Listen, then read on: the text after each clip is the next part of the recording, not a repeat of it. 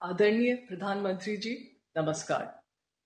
राष्ट्रीय स्तर पर पिछले 2-3 वर्षों से लगातार आयोजित हो रहे रोजगार मेलों के द्वारा देश के लाखों युवाओं को सरकारी सेवा का स्वर्णिम अवसर मिला है।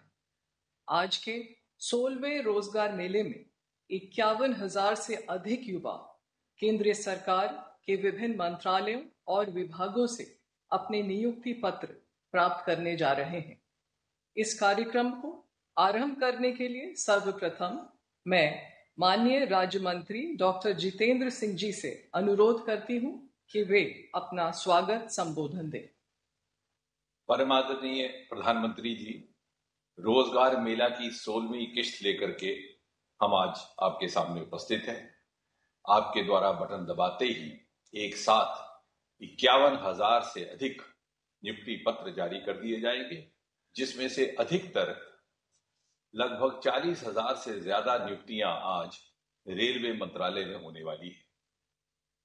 इन नियुक्ति पत्रों को प्राप्त करने वाले उम्मीदवार देश के 47 भिन्न भिन्न स्थानों से इस समय आपके साथ जुड़ चुके हैं। प्रत्येक उम्मीदवार को नियुक्ति पत्र के साथ साथ मिशन कर्मयोगी प्रारंभ का विकल्प भी उपलब्ध करवा दिया जाएगा, ताकि अपने नए दायित्व को ग्रहण करते हुए अपने आप को उसके लिए शिक्षित प्रशिक्षित कर सके। प्रधानमंत्री जी, आज दर्शकों के साथ ये बात भी साझा करनी है कि आपके द्वारा शुरू किए गए रोजगार मेला के इस सिलसिले से प्रेरित होकर के कई एक ऐसे राज्य सरकारें हैं जिन्होंने अपने यहाँ प्रांतीय स्तर पर भी रोजगार मेला का क्रम शुरू किया है।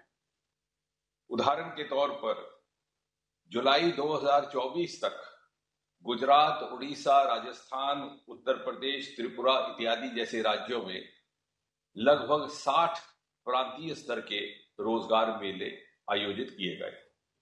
इससे पहले जून 2022 से लेकर के जून 2024 के दौरान भी गुजरात, मध्य प्रदेश, उत्तर प्रदेश, महाराष्ट्र, असम इत्यादि में नियमित तौर पर प्रांतीय स्तर के रोजगार मेलों का आयोजन होता रहा है।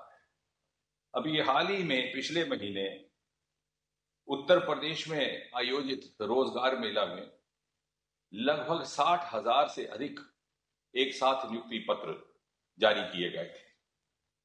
साथ ही साथ केंद्र की तर्ज पर बहुत सारे राज्य भी अब आई गॉट कर्मयोगी पोर्टल से जुड़ चुके हैं। अभी 2 ही दिन पहले 9 जुलाई 2025 का यदि हम आंकड़ा देखें तो भिन्न भिन्न राज्यों से राज्य सरकारों के कर्मचारी लगभग 82 लाख की संख्या में इस पोर्टल से जुड़ चुके हैं, जिसमें सर्वाधिक संख्या बिहार से 10 लाख राज्य सरकार के कर्मचारी आज इस पोर्टल का हिस्सा है। प्रधानमंत्री जी, पिछले कुछ समय में एक और अनुभव यह भी आया है कि बहुत सारे नौजवान और उनका रुझान सरकारी नौकरी के अलावा दूसरी जॉब अपॉर्चुनिटीज की तरफ भी आकर्षित हुआ है।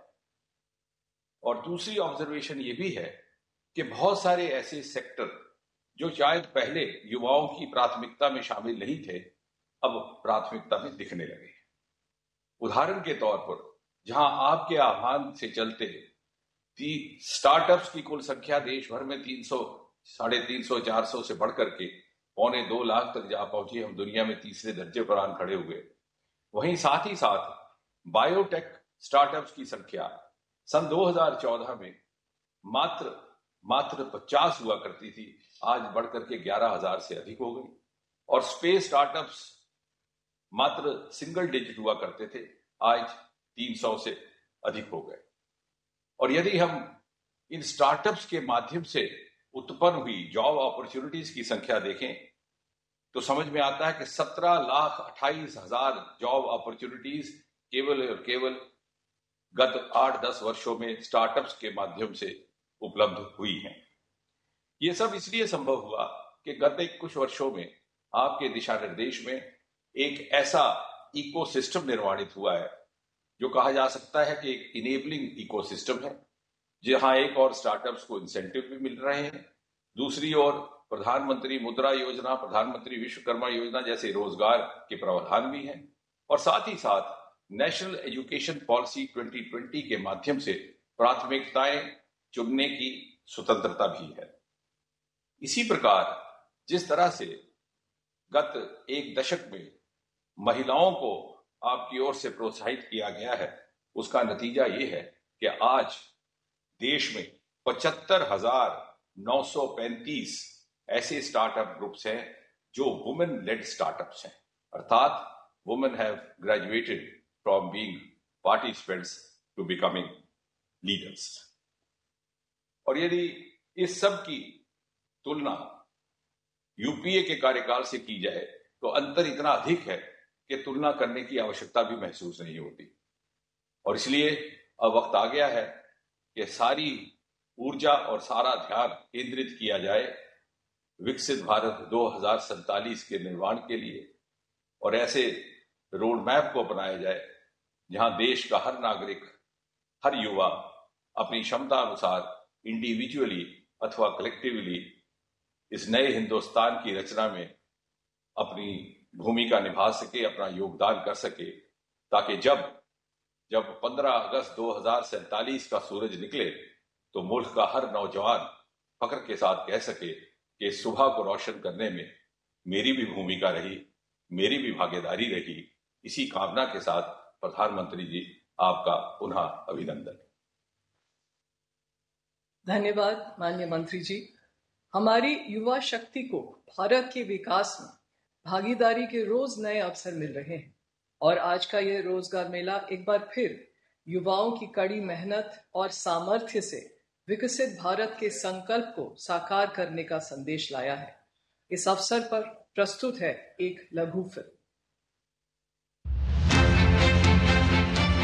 जब एक घर का युवा सदस्य अपने पैरों पर खड़ा होता है, जब घर में पहली सरकारी नौकरी आती है, तो वो सिर्फ नौकरी भर नहीं होती, वो घर की नई उम्मीदों, माँ के आशीर्वाद और पिता के तप का प्रतिबिंब होता है। और उस एक युवा की उपलब्धि पूरे घर और समाज को ऊर्जा देती है। ये कहानी नहीं, हकीकत है आज के नए भारत की, जहां मेहनत और मेरिट को उसका पूरा हक मिल रहा है।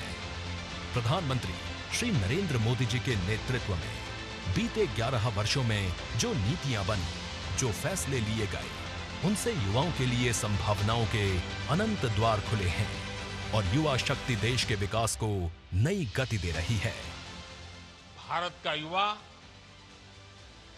आज अपने परिश्रम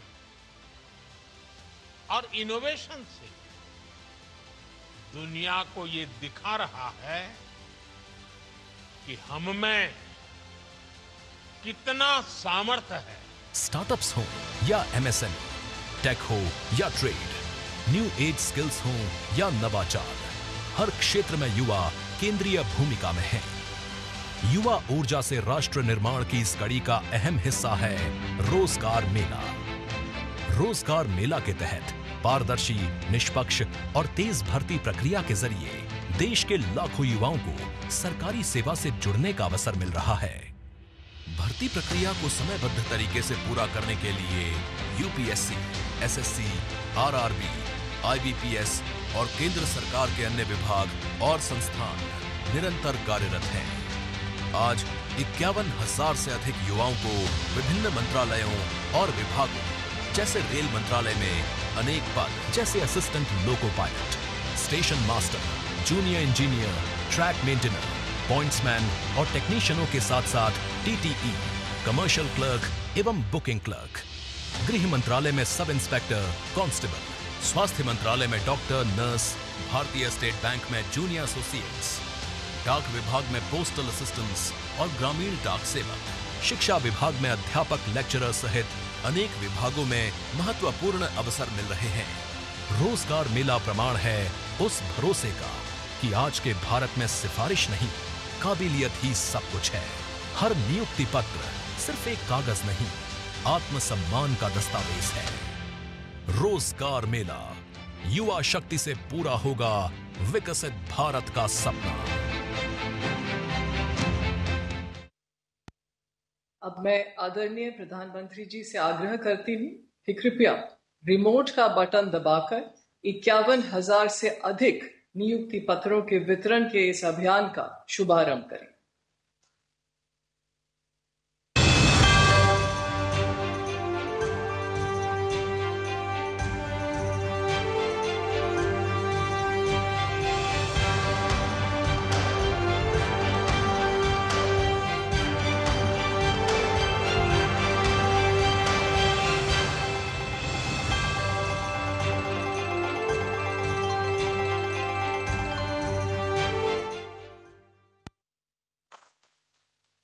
मैं आदरणीय प्रधानमंत्री जी से आग्रह करती हूँ कि रोजगार मेले के इस अवसर पर अपने आशीर्वचनों से हम सबको अनुग्रहित करें।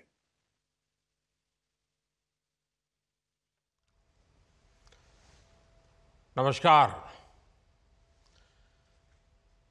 केंद्र सरकार में युवाओं को पक्की नौकरी देने का हमारा अभियान निरंतर जारी है और हमारी पहचान भी है बिना पर्ची बिना खर्ची। आज 51,000 से अधिक युवाओं को नियुक्ति पत्र दिए गए हैं। ऐसे रोजगार मेलों के माध्यम से अब तक लाखों नौजवानों को भारत सरकार में परमानेंट जॉब मिल चुकी है। अब ये नौजवान राष्ट्र निर्माण में बड़ी भूमिका निभा रहे हैं। आज भी आप में से कई ने भारतीय रेल में अपने दायित्वों की शुरुआत की है। कई साथी अब देश की सुरक्षा के भी प्रहरी बनेंगे। डाक विभाग में नियुक्त हुए साथी गांव-गांव सरकार की सुविधाओं को पहुंचाएंगे। कुछ साथी हेल्थ फॉर ऑल मिशन के सिपाही होंगे। कई युवा फाइनेंशियल इंक्लूजन के इंजन को और तेज करेंगे और बहुत से साथी भारत के औद्योगिक विकास को नई रफ्तार देंगे। आपके विभाग अलग अलग हैं, लेकिन ध्येय एक है। और वो कौन सा ध्येय? हमें बार बार याद रखना है, एक ही ध्येय है। विभाग कोई भी हो, कार्य कोई भी हो, पद कोई भी हो, इलाका कोई भी हो, एक ही ध्येय, राष्ट्र सेवा। सूत्र एक, नागरिक प्रथम, सिटीजन फर्स्ट। आपको देश के लोगों की सेवा का बहुत बड़ा मंच मिला है। मैं आप सभी युवाओं को जीवन के महत्वपूर्ण पड़ाव पर इतनी बड़ी सफलता के लिए बहुत बहुत बधाई देता हूं। आपकी इस नई यात्रा के लिए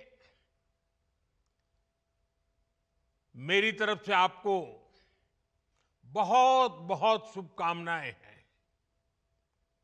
साथियों, आज दुनिया मान रही है कि भारत के पास दो असीमित शक्तियां हैं। एक डेमोग्राफी, दूसरी डेमोक्रेसी, यानी सबसे बड़ी युवा आबादी और सबसे बड़ा लोकतंत्र।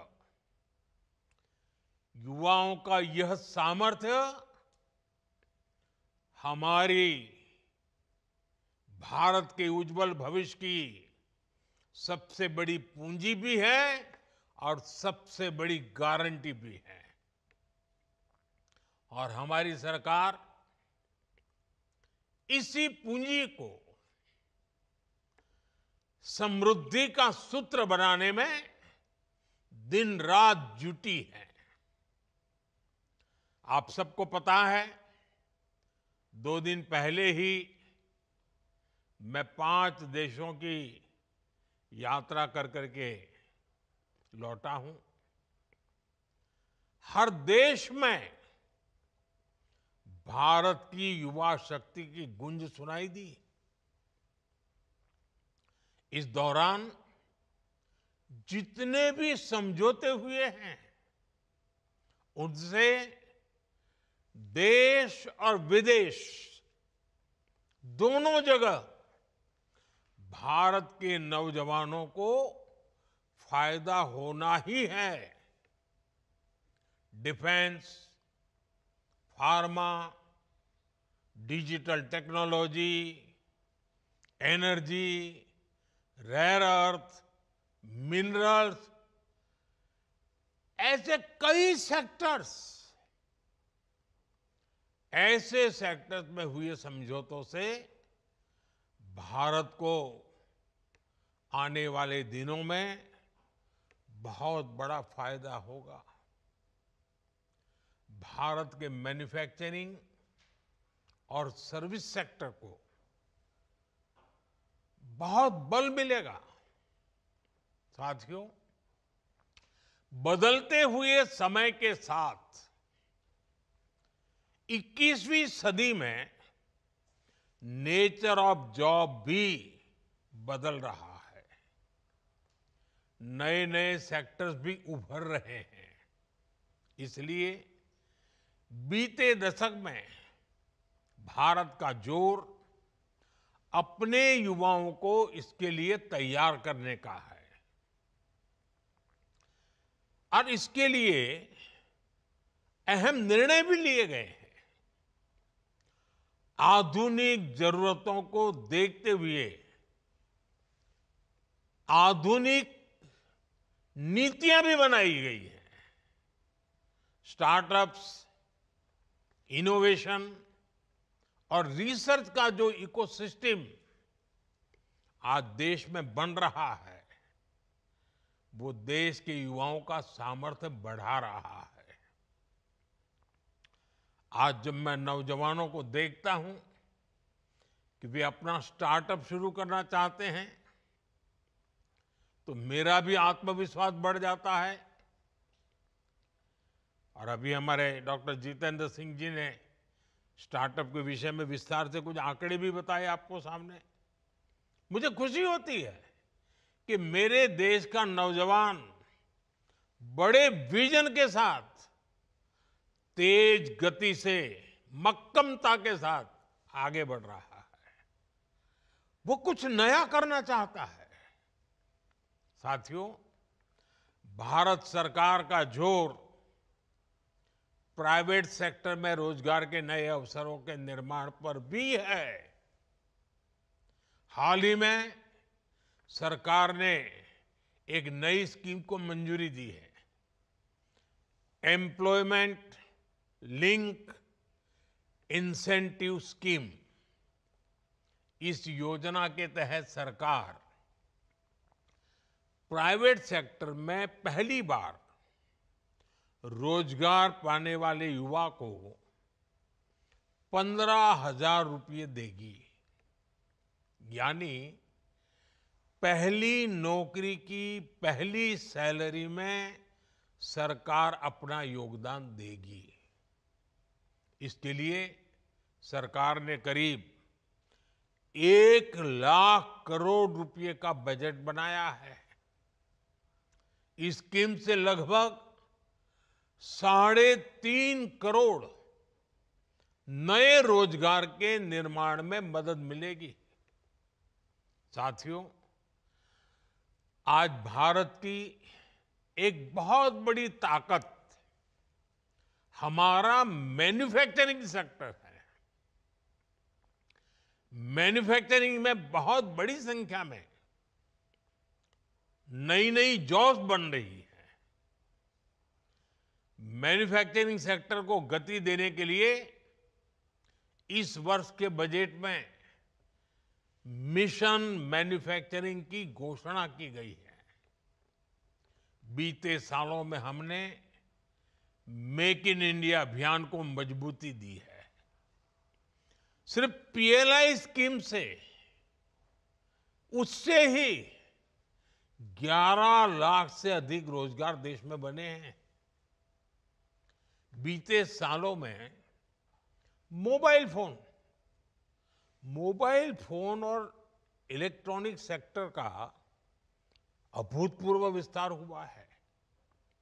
आज करीब 11 लाख करोड़ रुपए की इलेक्ट्रॉनिक्स मैन्युफैक्चरिंग हो रही है। 11 लाख करोड़।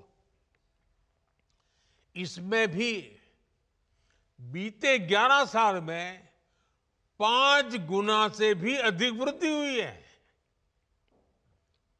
पहले देश में मोबाइल फोन मैन्युफैक्चरिंग की 2 या 4 यूनिट थी, सिर्फ 2 या 4।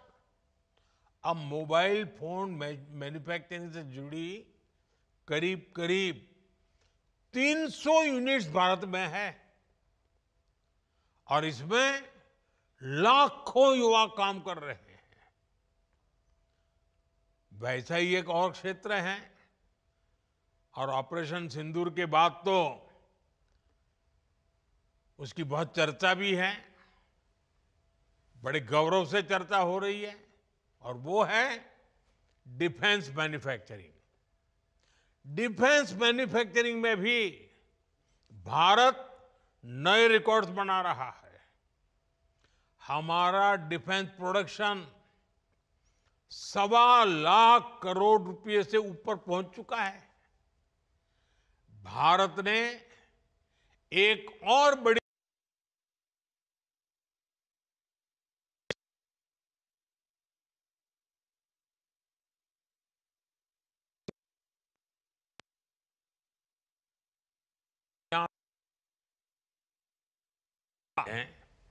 सबसे ज्यादा लोकोमोटिव बनाने वाला देश बन गया है। दुनिया में सबसे ज्यादा लोकोमोटिव हो, रेल कोच हो, मेट्रो कोच हो, आज भारत इनका बड़ी संख्या में दुनिया के कई देशों में एक्सपोर्ट कर रहा है। हमारा ऑटोमोबाइल सेक्टर भी अभूतपूर्व ग्रोथ कर रहा है।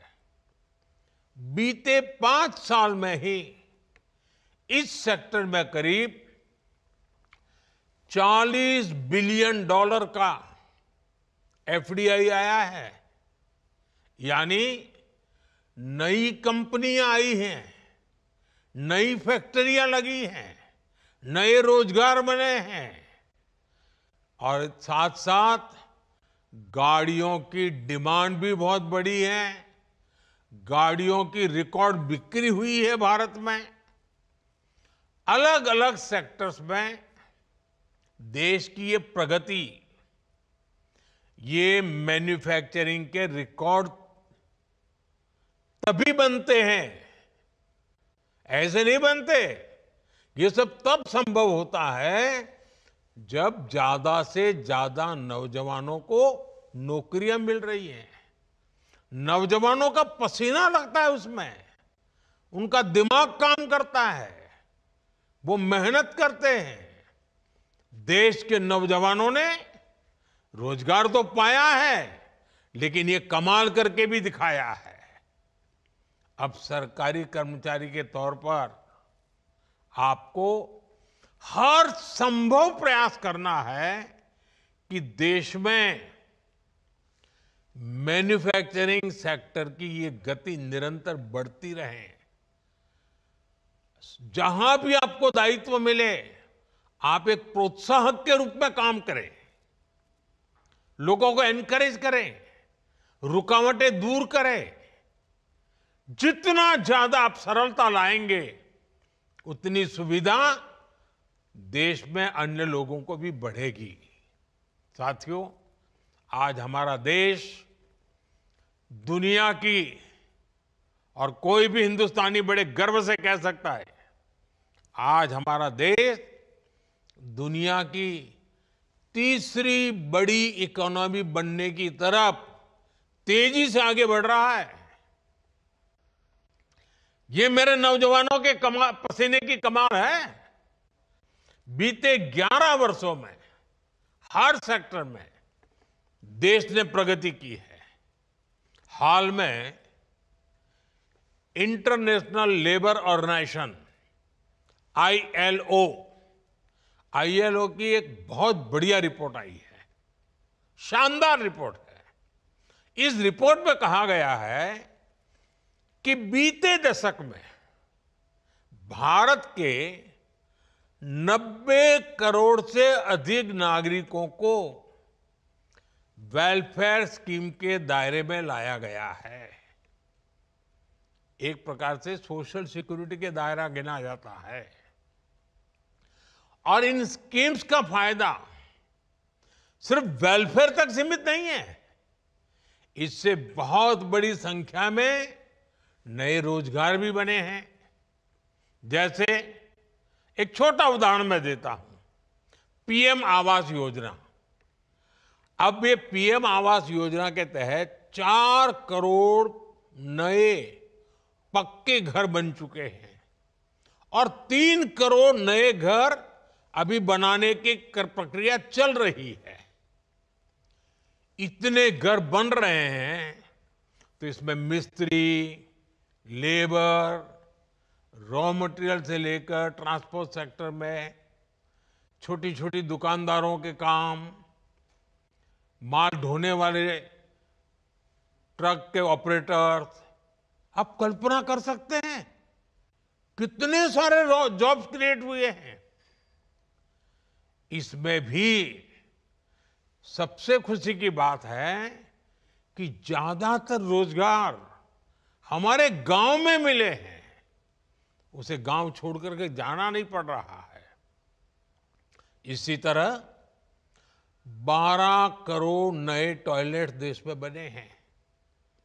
इससे निर्माण के साथ साथ प्लम्बर्स हो, लकड़ी का काम करने वाले लोग हो, जो हमारे विश्वकर्मा समाज के लोग हैं, उनके लिए कितने सारे काम निकले हैं। यही हैं जो रोजगार का विस्तार भी करते हैं, प्रभाव भी पैदा करते हैं। ऐसे ही आज 10 करोड़ से अधिक नए, मैं जो बात बता रहा हूं नए लोगों की बताता हूं, नए एलपीजी कनेक्शन देश में उज्ज्वला स्कीम के तहत दिए गए हैं। अब इसके लिए बहुत बड़ी संख्या में बॉटलिंग प्लांट्स बने हैं। गैस सिलेंडर बनाने वालों को काम मिला है, उसमें भी रोजगार पैदा हुए हैं। गैस सिलेंडर की एजेंसी वालों को काम मिला है। गैस सिलेंडर घर घर पहुंचाने के लिए जो लोग चाहिए उनको नए नए रोजगार मिले हैं। आप एक एक काम लीजिए, कितने प्रकार के रोजगार के अवसर पैदा होते हैं। इन सारी जगहों पर लाखों लाखों लोगों को नए रोजगार मिले हैं। साथियों, मैं एक और योजना की भी चर्चा करना चाहता हूं। अब आपको पता है ये योजना तो यानी कहते हैं ना 5 उंगली घी में, या तो कहते हैं कि दोनों हर हाथ में लड्डू, ऐसी है पीएम सूर्य घर मुफ्त बिजली योजना। सरकार आपके घर की छत पर यानी रूफटॉप सोलर प्लांट लगाने के लिए एक परिवार को एवरेज करीब करीब 75,000 रुपये से भी ज्यादा दे रही है। इससे वो अपने घर के छत के ऊपर सोलर प्लांट लगाता है। एक प्रकार से उसका घर की छत बिजली का कारखाना बन जाती है, बिजली पैदा करता है और वो बिजली खुद भी उपयोग करता है, ज्यादा बिजली है तो बेचता है। इससे बिजली का बिल तो जीरो हो रहा है, उसके पैसे तो बच ही रहे हैं। इन प्लांट्स को लगाने के लिए इंजीनियर्स की जरूरत पड़ती है, टेक्नीशियन की जरूरत पड़ती है, सोलर पैनल बनाने के कारखाने लगते हैं, रॉ मटेरियल के लिए कारखाने लगते हैं, उसको ट्रांसपोर्टेशन के लिए लगते हैं, उसको रिपेयर करने के लिए भी पूरी एक नई इंडस्ट्री तैयार हो रही है। आप कल्पना कर सकते हैं, एक एक स्कीम लोगों का तो भला कर रही है, लेकिन लाखों लाखों नए रोजगार इसके कारण पैदा हो रहे हैं। साथियों, नमो ड्रोन दीदी अभियान ने भी बहनों बेटियों की कमाई बढ़ाई है और ग्रामीण क्षेत्र में रोजगार के नए मौके भी बनाए हैं। इस स्कीम के तहत लाखों ग्रामीण बहनों को ड्रोन पायलट की ट्रेनिंग दी जा रही है। उपलब्ध जो रिपोर्ट्स हैं ये बताती हैं कि हमारी ये ड्रोन दीदी, हमारी गांव की माताएं बहनें खेती के एक सीजन में ही ड्रोन से खेती में जो मदद करती हैं, उसका जो कॉन्ट्रैक्ट पर काम लेती हैं, एक एक सीजन में लाखों रुपए कमाने लग गई है। इतना ही नहीं, इससे देश में ड्रोन मैन्युफैक्चरिंग से जुड़े नए सेक्टर को बहुत बल मिल रहा है। खेती हो या डिफेंस, आज ड्रोन मैन्युफैक्चरिंग देश के युवाओं के लिए नए अवसर बना रहा है। साथियों, देश में 3 करोड़ लखपति दीदी बनाने का अभियान जारी है। इनमें से 1.5 करोड़ लखपति दीदी बन भी चुकी हैं। और आप तो जानते हैं लखपति दीदी के मेरे का मतलब है एक साल में कम से कम 1 लाख रुपए से अधिक उसकी आय होनी चाहिए, और एक बार नहीं, हर वर्ष होती रहनी चाहिए। वो है मेरी लखपति दीदी, 1.5 करोड़ लखपति दीदी। अब आप देखिए, गांव में जाएंगे तो आपको कुछ बातें सुनने को मिलेगी। बैंक सखी, बीमा सखी, कृषि सखी, पशु सखी, ऐसी अनेक स्कीम्स में भी हमारे गांव की माताओं बहनों को भी रोजगार मिला है। ऐसे ही पीएम स्वनिधि योजना के तहत पहली बार रेहड़ी ठेले फुटपाथ पर काम करने वाले साथियों को मदद दी गई। इसके तहत लाखों साथियों को काम मिला है। और डिजिटल पेमेंट के कारण आजकल तो हमारे हर रेहड़ी पटरी वाला कैश नहीं लेता है, यूपीआई करता है। क्यों? क्योंकि बैंक से उसको तुरंत उसके आगे की रकम मिलती है, बैंक का विश्वास बढ़ जाता है, कोई कागज की उसको जरूरत नहीं पड़ती। यानी एक रेहड़ी पटरी वाला आज विश्वास के साथ, गर्व के साथ आगे बढ़ रहा है। पीएम विश्वकर्मा स्कीम देख लीजिए, इसके तहत हमारे यहाँ जो पुश्तैनी काम है, परंपरागत काम है, पारिवारिक काम है, उसको आधुनिक बनाना, उसमें नयापन लाना, नई टेक्नोलॉजी लाया, नए नए उसमें साधन लाना, उसमें काम करने वाले कारीगरों, शिल्पियों और सेवादाताओं को ट्रेनिंग दी जा रही है, लोन दी जा रहे हैं, आधुनिक टूल दिए जा रहे हैं। मैं अनगिनत स्कीमें बता सकता हूं।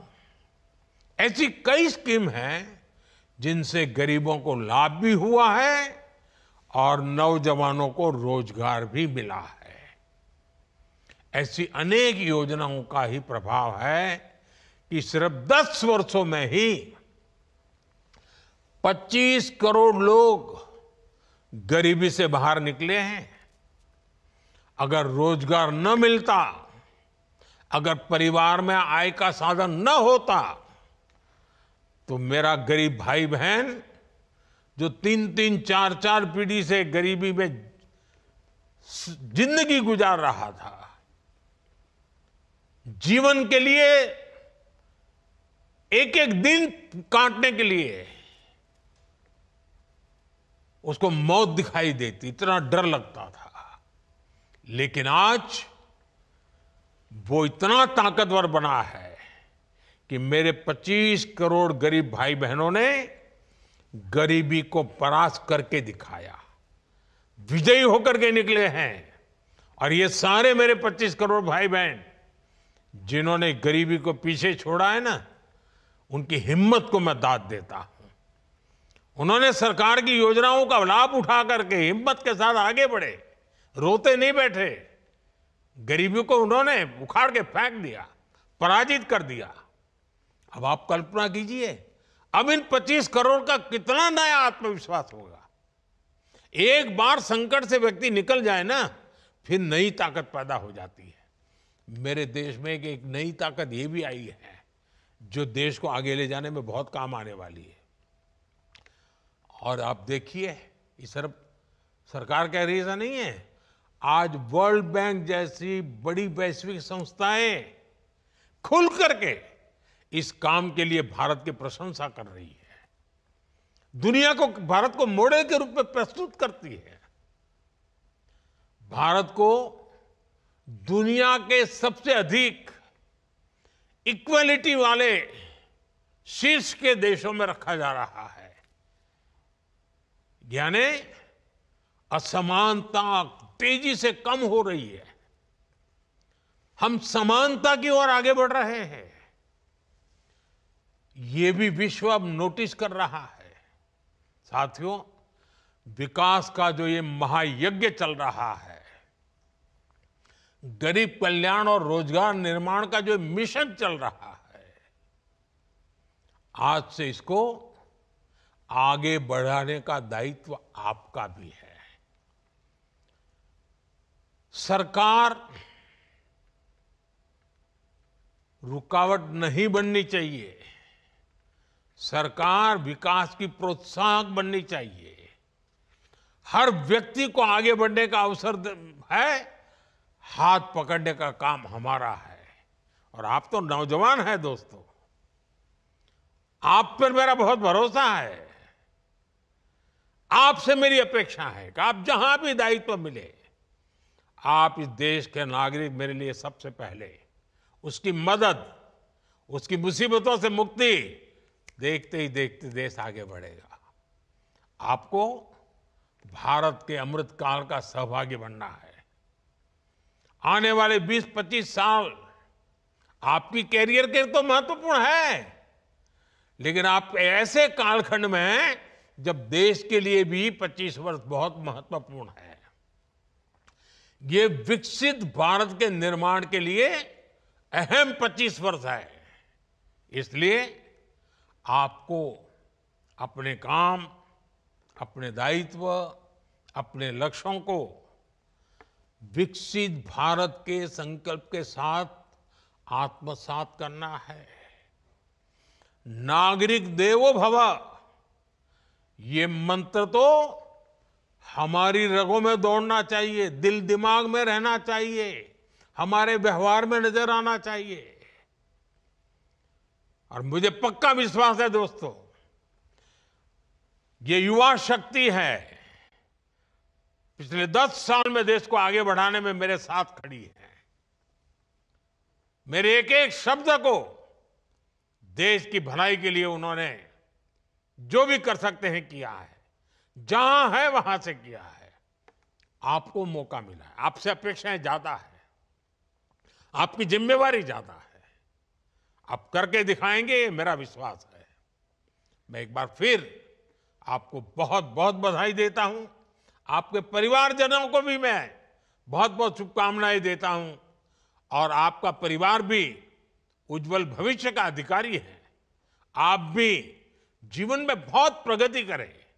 आई गॉट प्लेटफॉर्म पर जाकर के लगातार अपने आप को अपग्रेड करते ही रहे। एक बार जगह मिल गई, चुप पर बैठिए मत, बहुत बड़े सपने देखिए, बहुत आगे जाने के लिए सोचिए। काम कर करके, नया नया सीख करके, नया नया परिणाम ला करके प्रगति भी कीजिए। आपकी प्रगति में देश का गौरव है, आपकी प्रगति में मेरा संतोष है। और इसलिए मैं आज जब आप एक नए जीवन की शुरुआत कर रहे हैं, आपसे बात करने के लिए आया हूं, शुभकामनाएं देने के लिए आया हूं और बहुत सारे सपनों को पूरा करने के लिए अब आप मेरे एक साथी बन रहे हैं। मेरे एक निकट साथी के रूप में मैं आपका स्वागत करता हूं। आप सबको बहुत बहुत धन्यवाद, बहुत बहुत शुभकामनाएं।